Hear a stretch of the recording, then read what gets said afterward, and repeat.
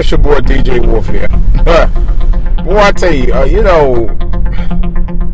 got a couple things on my mind.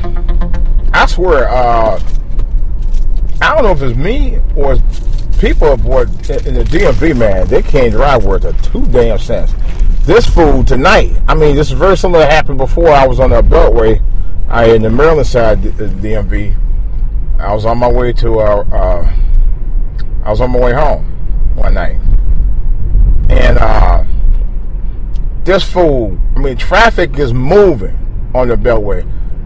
This fool on the Beltway blowing his horn like he trying to get my attention. I'm like, dude, I'm driving on the Beltway. Do you actually think I'm going to stop and try to have a conversation with your ass while we're riding on the Beltway? And it wasn't like it was going like 3 miles per hour. It was going like about 35, 45, 50 miles per hour. I mean, it was regular speed limit almost. And I'm like, dude, are you serious? On the Beltway too? I ain't got time for this shit. Who the hell gonna stop to talk to your ass for 2 minutes? You know? And it wasn't like we were like I was in an accident with this fool. He just wanted to, he wanted my attention. Period. I was like, dude, I'm not gonna even look. Guy just did the same thing tonight. I'm on the VA side of the road, of the one of the main thoroughways out here, and traffic just moving, 45, 50 miles an hour. Same damn thing. You know, I think the internet does warp some people's brains sometimes. And the reason why I say that is because everybody is in a rush world out here today, man. It's like in a rush frenzy. You know, people trying to get stuff done on the job fast and all that stuff, you know, and sometimes it takes a minute to get things started out here, man. You know what I mean? Really, it's just crazy. I think the internet has changed the speed of how things done in the world at a faster rate, and I think we're spoiled. And I think I might have done a podcast on this before, but I really do believe that. Because we're used to things moving a little faster now, like not only just cars, but television programs, certain television programs like that. One of my favorites is Gotham. I love Gotham. Gotham is not only fast-paced, but the storyline is so good, man. It is so. As a matter of fact, I think it's coming back on it's coming back on next week. I can hardly wait. That's one of my favorite shows. If you hadn't seen Gotham, it's on Fox. It's the what they call the prequel. Not really a prequel, but it's like I guess it's a preamble to the Batman saga. Bruce Wayne actually is in it, by the way, in this show, but it's so good, man. It's actually like the early years of Commissioner Gordon when he was a full-fledged detective. It's so good, man. I'm telling you right now, if you hadn't seen it, email me and I'll tell you all about it, because it's such a great show. It really is that good, man. But but that's the prime example of what I'm talking about. But it's a good show. But I'm talking about this fast-paced world we got, man. You know, it's crazy. You can say something 1 minute and it's all over the internet within 2 seconds flat. You know, like Kanye West's big ass mouth. You know, he got into a beef with Wiz Khalifa because he thought, well, at least the way it went down, that he thought Wiz Khalifa was talking about, you know, his wife. You know, and I don't know if he was or not, but he had implied that he thought that that's what he was doing. So, but that's another whole story. You know, I don't even want to get into that mess. You know, I want to say DJ Wolf said, no, DJ Wolf didn't say nothing like that. I'm just saying what was based on the story, and I'm not even sure what actually he meant by what he said or anything, but that is just a prime example. I'm using that as an example to tell y'all, we have such a fast-paced world out here, man, and how people drive so fast out here on these roads, you know, and even well beyond the speed limits. I mean, a guy hit me a year ago, my brand new SUV. It was not brand new, it was a couple years old, but guy clipped me. You know, I'm doing 50, you know, on the main parkway, and it was 55 actually. He was trying to do 65, you know, and he had enough room to go around. But when he did go around, he clipped my rear, my front right fender. Shoot, cost me $1,700 to get it repaired. And it wasn't even that. It wasn't. I mean, it was bad, but it wasn't that bad. But it was bad enough, you know. And probably, I think that and what happened was part of the small section of the tire rubbed off, or the top of the tire rubbed off on my right front fender, you know, and put a small dent in it. All that little thing cost me $1,700. And here's what really pissed me off, because I actually reported it to the police. They got his information, and they still didn't do anything about it. And my insurance still had to pay it. But that's not the story. I'm not sure what the boss fell on that one, but I know I reported to them and they had the information. So, and they even asked me, "Do you want to press charge?" I said, "Yes." You know, because it was definitely a hit and run. I bet you if I had done it, they'd have walked me out of there in handcuffs. You know, I hit somebody's car back in '98 and told them about it because I didn't want to go to jail. You know, and it wasn't a hit and run because I actually hit a car. I was going through some issues with my dad at the time, back in '98, and a truck I think I just bought. I had it barely a year, and I actually was backing it up, and it was a stick shift, and I did it the customer's front fender and part of the hood. I was like, oh shit. You know, because I was stressed. I was stressing out. And I was like, it's a long story, guys. One day I'll tell you about that. You know, and it really pissed me off royally at the time. You know, I know I'm like, well, you should buy this. Of course, it bothered me. It was my father jumping out my throat because something he thought I was doing for him wasn't enough, and it's a long story. I don't even want to get into it. He wanted to borrow some money one time, and the money I gave him was enough, but he said it wasn't enough, and I actually, the bad part about it, I had to skip a car payment at the time. I had to literally skip a car payment to help him out, and he told me it wasn't enough. That shit broke my heart. It really did. It hurt me. I'm like, man, do you fucking realize what I had to do and what I ended up doing to help you out, and you still didn't appreciate it?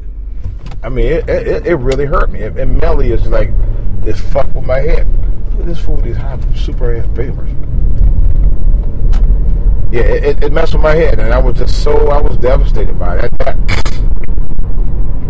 That was the one time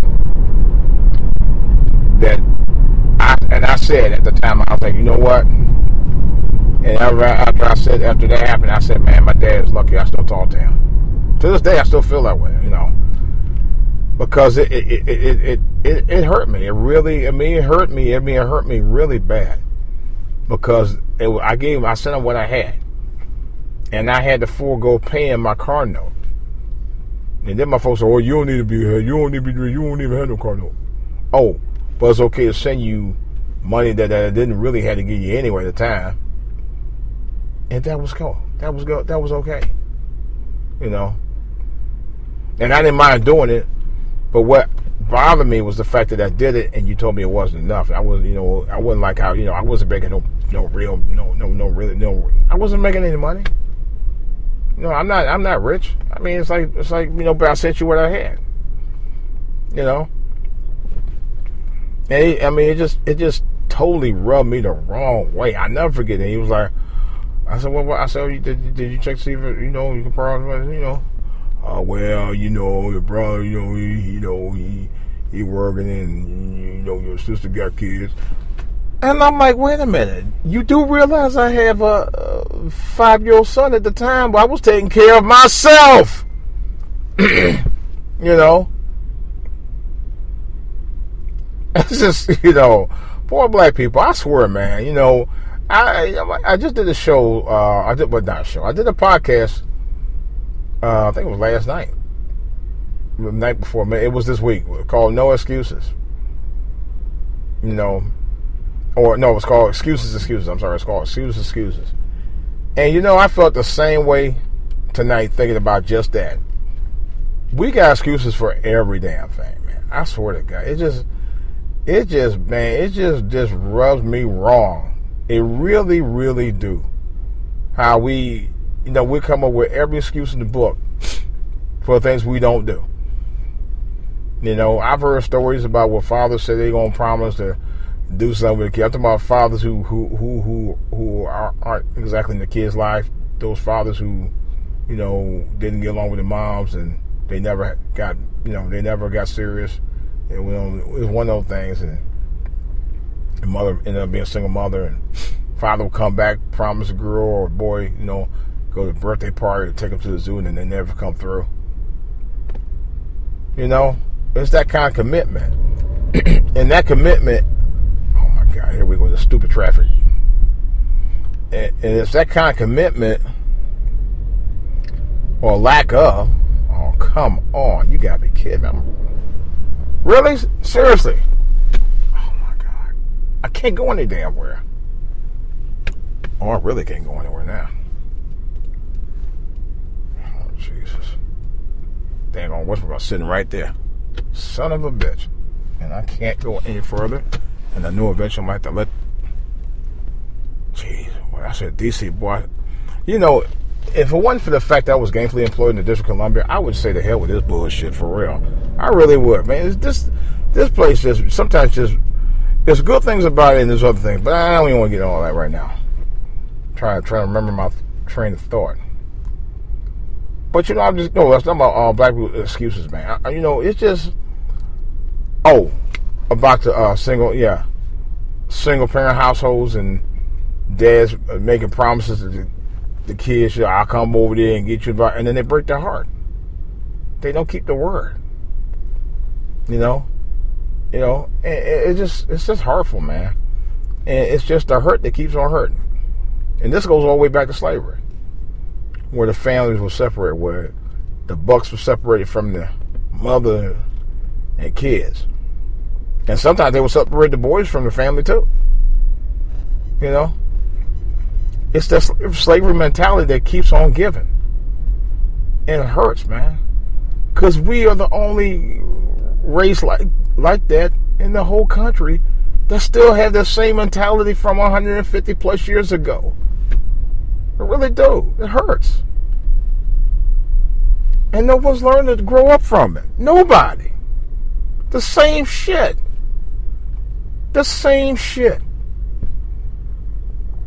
I know I said I was going to turn off a new leaf and not cuss, but man, I'm telling you, sometimes, they say words are powerful. Certain words like that, I try to bring home the point as the reason why I do it, and I know it's wrong. But I just don't get it. And it's that slavery mentality. When you see a bunch of niggas hanging around a street corner and shit, they ain't doing nothing but bullshitting and shit, it's the same thing. Looking for crumbs, slanging them packs and all that other shit. It's the same mentality. I was listening to satellite radio today. One of my favorite talk show hosts was talking about his involvement with the civil rights movement and all that. Early, in his younger years, during the era when it was going on. This young boy called up there, trying to tell him certain thing about things that was going on with it. And he, though, in the talk show, was like trying to tell him, I said, dude, I was there. Ain't nothing you can tell me about it. The young boy was trying to school him. He's like, dude, you can't school me about that. And he put the boy to task. That boy, he shut that boy down because the boy knew what he's talking about. Because he had the mentality of, I know what's going on. He didn't know what's going on. In other words, he should have listened to his elder. His elder was trying to tell him that this is what's going on. That's the other thing I was talking about the other day. These young generation think because the internet is out there that they know more than the older generation. And the reality of it is the older generation knows a lot about what you need to do versus what you're going to do.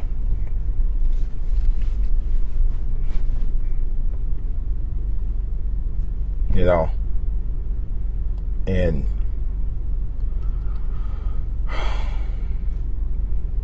just keep on praying for people, because at some point you got to wake up.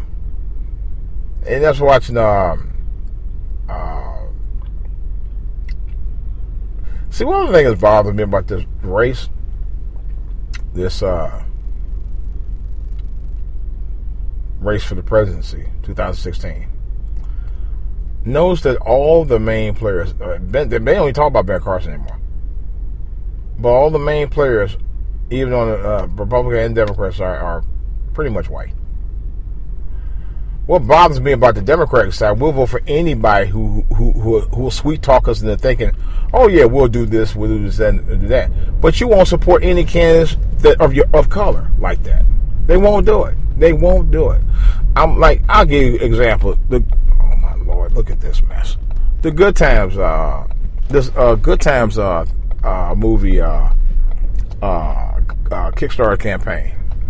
I think last I checked, it was like $5,000. It was over $5,000 as of yesterday that they raised. They got about some 14, 13 days before the next Kickstarter campaign comes up. Right? Now, but with that said, they need $1 million, I think, by March 4th. And check my mic here. By March 4th, they need $1 million. Right? Okay, it's on, but they need $1 million by March 4th. Okay. Here's the thing. Do you know not one major celebrity have offered to contribute to the movie? How the hell in a couple of days they've only raised $5,000? This movie should be paid for now. They only asking for $1 million. You know.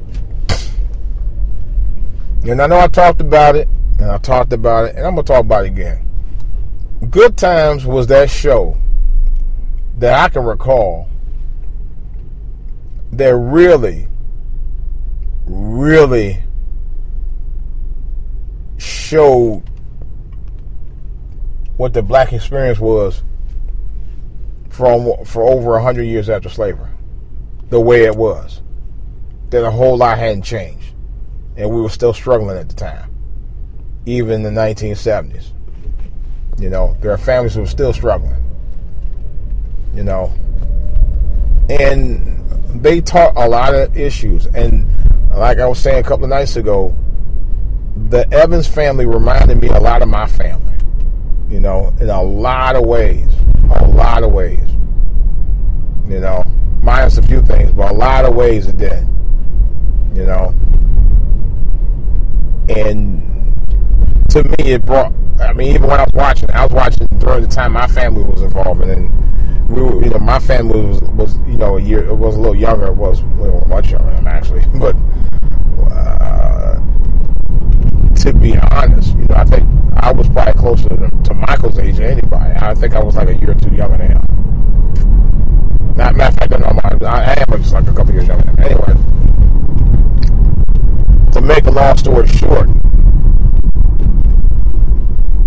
I think Good Times, to me personally, as corny as it could be at some times, and funny as at other times, and dramatic as it really could be, I think it was one of the most important shows of that era. Definitely groundbreaking. But I think it was one of the most important shows of the era. You know, it was that kind of show. You know,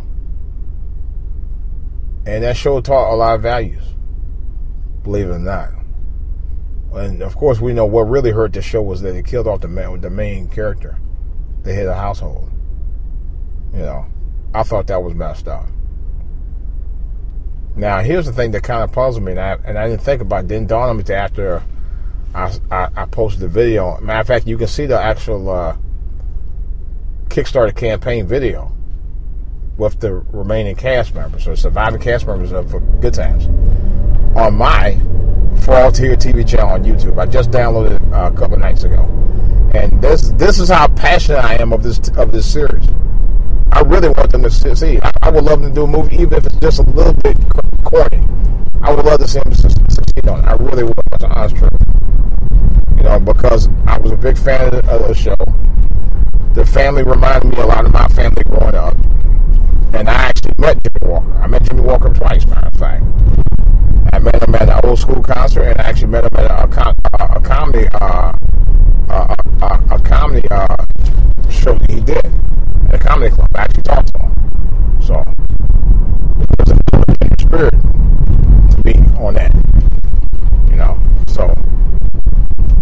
I'm a huge fan of his.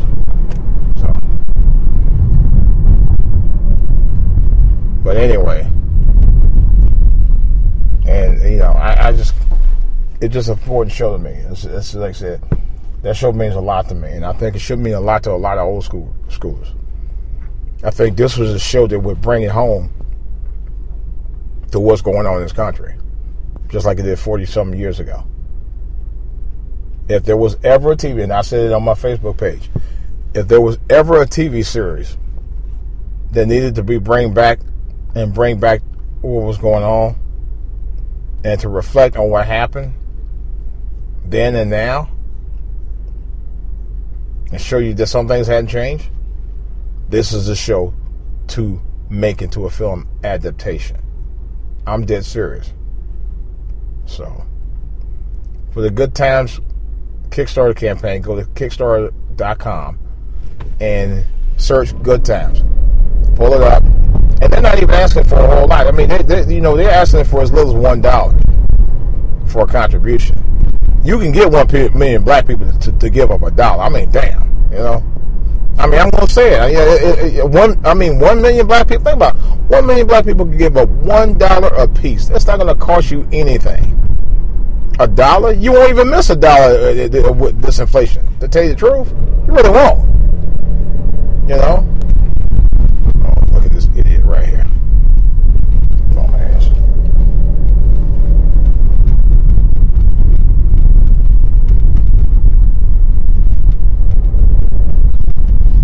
Really, you could at least use a turn signal. Boy, I swear these people cannot drive. But yeah, like I said, Good Times, man. I think it was one of the most important shows on TV, man. And really, what is this idiot doing? You playing? Yeah, you probably playing. So you got to dent your car. Look, man, I ain't gonna be doing this all day, all night. What is this fool doing? Make it the daggone mind. I mean, come on now. Really? He keeps stopping and starting every 2 daggone seconds, man. Jesus, goofy self. These people cannot drive, man. I swear they can. Goofy self.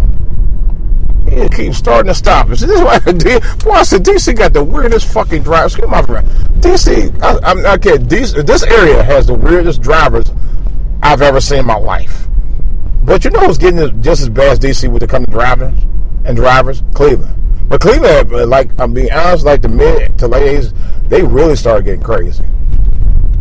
I noticed that for a while too. But anyway, like I said, go support the cast of Good Times, man, to get this Kickstarter rolling, man. They only got to March 4th.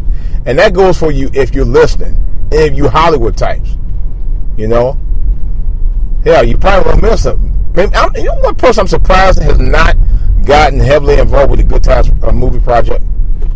I'm really surprised. Of all people,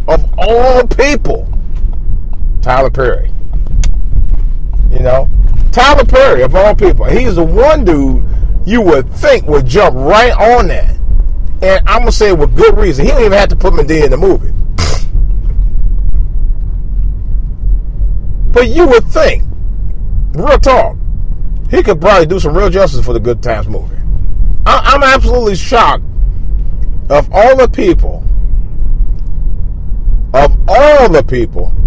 the one person that probably would do us some justice would be Tyler Perry. I'm extremely surprised he hadn't jumped on that. Maybe what I'll do. What is these fools doing tonight, man? Something to drink? Maybe what I'll do is go to his website and send the link to him, because I seriously, if you got the cast, or the main, you got the remaining surviving cast members of the show, and Tyler Perry has his own studio in Georgia. I heard. As a matter of fact, I heard that recently he expanded his studio. That's all. And I'm sure he could come up with at least $500,000 to get funded. I'm pretty sure he has no problem with that. He's the one dude I'm very surprised hasn't jumped on that. I wouldn't say just Tyler Perry though, I'm surprised a lot of people didn't jump on that, especially a lot of old school, because Tyler Perry, I know, knows about Good Times. I know he does. You know, half his plays remind me of Good Times. You know, I just thought about that. Tyler Perry. I mean, that just dawned on me. Me and my wife was talking about it the other day, and I'm like, I'm surprised he's the one dude that hadn't jumped on it. Him, and a number of other directors. Hell, Lee Daniels. You know, I'm surprised he didn't jump on it. You know, but then he's working on Empire. You know, yeah, you know what? Lee Daniels probably wouldn't jump on that. You know, but that's another story, right? I mean, and I'm not knocking him as a director or his sexual orientation or anything like that, but he probably wouldn't jump on it anyway. You know, because he's doing, you know, the Empire. But I got surprised he didn't either, because he's a pretty good director. He's directed a number of big movies. I'm definitely surprised he didn't jump in back, but definitely Tyler Perry. Because to me personally, I think Good Times, at least a film adaptation, would be right up Tyler Perry's alley. I'm definitely surprised you hadn't heard anything about that. But I'd damn sure like to see him be involved with it. I really would, especially as a director and writer, because he's such a good writer. Speaking of that, I don't know if you guys watch his one of the two soap opera dramas he has. My personal favorite, of course, is The Haves and Have-Nots. I think it's one of the best shows on TV. And truthfully be told, I think it's better than Empire. I really do. I think it's better than Empire. And I'm not knocking Empire. I like Empire. I think Empire is a great show. You know. But to be honest, between the two, I think The Have and Have-Nots is just a better scripted show to me. You know, I mean, they're both very good. But Have and Have-Nots, I mean, my God, it's like just edge of your seat. I mean, literally edge of your seat. It's like, wow. Empire's like that. I mean, they're both good. They're two slightly different type of shows. You know, because the thing of it is with Empire, at least the characters of Empire actually got something going for himself a little bit. The Have and Have-Nots, you know, you got you put it like this: you have most of the main characters. Well, most of the main characters who happen to be black don't have anything going on like that. But you know, it's some somewhat similarities. You know, but I mean, you haven't seen The Have and Have-Nots. Oh my God, you missing a show. You know, one fellow church member of mine said he think it's the best show Tyler Perry's ever done. Period. And you know what? To be honest, I have to agree with that. Other than House of Pain, I think was one of his best shows. House of Pain is my personal favorite of all the sitcoms he's done. Meet the Browns is the other one. I got to meet David and Tamla, man. They're really gracious people. My wife and I went to a show that they did out in Southern Maryland a few months ago. Matter of fact, not far from my home, and I actually got to the VIPs. And oh my God, wow, what a night! What a night! What a night! You know, it was actually we had to meet them in Mary. I didn't really get to meet Mary. I took a picture with them. Of course, I was on the end, but I didn't even get to smell Erica Campbell's hair. so you know that's how far back I was. I didn't even know she was in. Well, I knew she was in the room. I'm just saying. I was like just a fan, just sitting in the audience, and it was only the second time I saw Erica Campbell because we saw her at the Howard in D.C. a couple of years ago, and we had front seats to that. We had front row seats to this too, you know. And I'll say this: Mary is like honestly, I can honestly say of all the gospel groups I've heard in the last 15 years, they are one of my top favorites. They really are one of my top. I love their songs. You know, it's just, I was like, oh my God, it's just, you know, I mean, they're just one of my favorite gospel recording acts. I mean, I'm truly into them. I'm into the music, I'm into the word, everything, you know. And I'm seriously, they are a class act. But Erica Campbell's is just incredible, man. Her sister is too. They both, matter of fact, they said sister. I guess the sister got some. I'm out too. I haven't heard it. I'm actually I had to look it up. But and their show's coming back on in a couple of weeks. Matter of fact, they were filming their show the night they were in town, and we were in the audience. So don't be surprised, fellow DJ Wolf fans. You might see me on the show. Me in the Mississippi, jumping up and down, watching them get it in, on the gospel program on the concert. I'm hoping they're on there. I mean, actually, matter of fact, I'm not going to tell you what they had on that night, but I actually have pictures to prove it.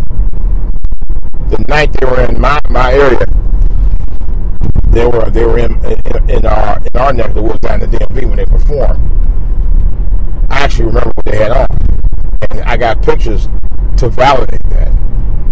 So when the show comes on, I may actually post those pictures on YouTube. I said I may post them, because I remember the event and I remember the location. I remember the room, and they showed them in the back room somewhere. And actually, I was like, we were there that night. And I actually remember when we was my wife and I was watching when they came on stage and they had the cameras rolling in. So if you guys are fans of Mary Mary, you may see me on the show, or at least a glimpse of me somewhere. I mean, I'm not saying I'll be on there, because I didn't get to talk to them. I actually didn't get to talk to Mary Mary. I actually talked to Tamla and David Mann. Now those two I did talk to. But anyway, nobody. So it was a great night. My wife was so elated it wasn't even funny. So she told me, well, now I know you. I can't never say you ain't never did nothing for me. You damn right. You can't never say I ain't never did nothing for you. So, but it was good. I mean, I enjoyed it. It reminded me. And I've been to a couple of gospel shows, well, really that and the Erica Campbell was her solo performance, and that was good. It was I forgot who was on the show. I think Isaac Carey and I forgot the girl's name. It was two others. And this one, they had like 5 or 6 different performances. I mean, they had like a list of gospel acts on that one, and it was really good. That whole concert was really good. So, and of course, Tamla Mann was on the same. They were on the same show, and she tore it up. So, but wow. So that's what I like to say about it. Matter of fact, the Can show is coming back on this week. I meant to tell my wife to check to see if it was not. Well, I'm gonna check tonight. Matter of fact, no, it's coming back on. No, theirs coming back on. The man said it's a man's world. Their show's coming back. Matter of fact, I think they actually filmed out there too. If I'm not mistaken, I think they filmed this show out there. Because I remember seeing the camera when he was out there, and I know I saw, but the Mary Mary TV crew definitely was out there. I know that for a fact. Because when we were watching the previews and they were talking, you let me put it like this. I'll give you a clue. Erica was talking to Tina about, I guess it was regarding doing the album. Tina was sitting in a leather lounge chair, and Erica was standing over talking to her. That was the night that they performed over in our city. That very night, I was at that show. So that's a clue. Now I'll leave it at that. Matter of fact, when that episode comes up, I'll let you know when it is. And I'll say, hey, I was at that show. All right. I'm gonna try to think of something else here. I'm hoping to do a show tonight this weekend, but guys, I do plan on doing another show. I gotta do another show. I haven't done a show in a while. I'm hoping to get a hold of my friend Bill from the restroomkit.com. Make sure you get a hold of my man Bill from the restroomkit.com. Tell him that DJ Wolf sent you. That's a good friend of mine, man. I've known Bill for many years, and I actually know him and his wife. Good people. Good people. But I'll tell you a little bit about it right quick. The restroom kit is like a kit, like an example. And I've been in a situation, I can tell you from personal experience. I was at McDonald's one time out in Virginia, out in Springfield, Virginia. Here's the bad part about it. As a matter of fact, I'm going to make some suggestions on that. I didn't have no toilet paper. I didn't have nothing to sit down on. It was terrible. That bathroom was filthy. But man, as a matter of fact, I'm going to have to make some suggestions to my man. But anyway, and here's the thing. The restroom kit, you don't have to worry about all that. It's a really convenient way to take that with you if you ever need to. But porta johns don't, a lot of times they're unprepared. They don't have the proper